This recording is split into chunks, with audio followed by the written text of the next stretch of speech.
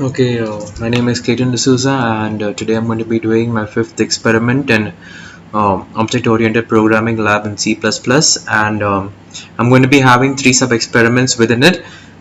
The topic is arrays, as you can see, and in this code, I'll be finding out the second largest element from the array. As you can see, I've used for loop over here for taking in the array. Then what I've done over here is I've taken I is equals to 0, I less than 5 and I plus plus. Then I've taken an element like j wherein it's greater than I by one element, and it goes up till 5. Then now I'm doing a comparison between aj and a of j and a of I.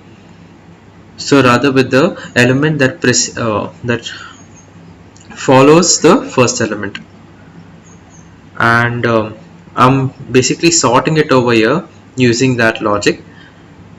Now what I'll be printing over here is the a of 1, that is the second element, because now since I've sorted it in the descending order, the first element will be the greatest, the second will be the second largest.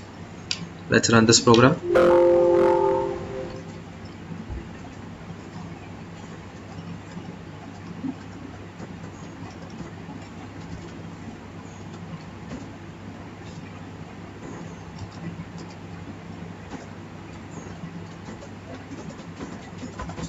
Accordingly, it's saying 4 is the second largest number. We'll be doing the next program uh, wherein I will be finding out which element occurs uniquely. So suppose I'll be entering 10 numbers. I'll have to find out which number does not repeat itself. So for example, if I went to the numbers 1, 2, 3, 1, 2, 3, 1, 2, 3 and 4, 4 doesn't repeat itself at all, so it should print 4 occurs uniquely. As you can see, the logic I've used here is a for loop for taking in the array. Then I have a loop that run for an element that runs till from 0 to 10. I will be assigning an integer value of c as 1, as you can see over here. Now what happens is I'll be checking on both the sides of the particular element. So suppose if I'm on the fifth element, I'll be checking on the left hand side of the fifth element and on the right hand side of the fifth element to check if there is any repetition of the fifth element.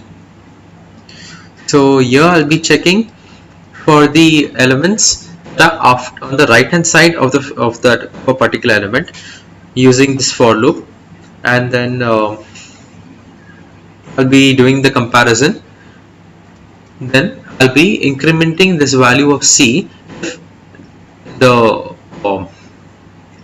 if a duplicate is found. Similarly, I'll be checking on the left hand side and performing the similar operation. Now if c is equal to 1, that is that that c has not increased its value as in the previous cases, then I will print that the value occurs uniquely. Let's run the program.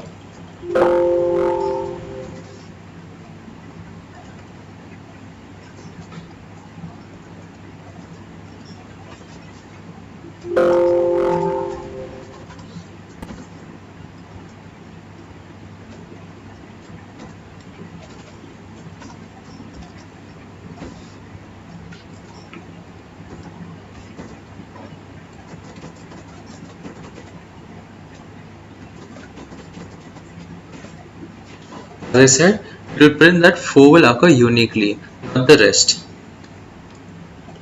We'll do the last program.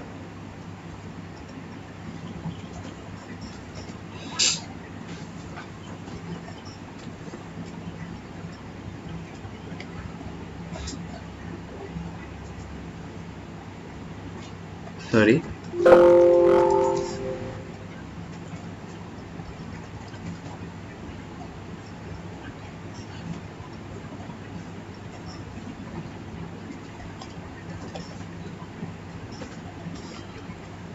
Yeah, so as you can see over here, I'll be finding out how many times a particular element will be occurring within the given array. So as you can see over here, I've used the for loop for taking in the array. Then I've also used the for loop for 0 to 10, taking the integer j. Then I've assigned a c value 1, and yes, this program is pretty much like the previous program. So only if the value is once, if it's once, the if its occurrence is once, it will print this output, else it will print it occurs this many amount of times, which is equal to c. Let's run the program.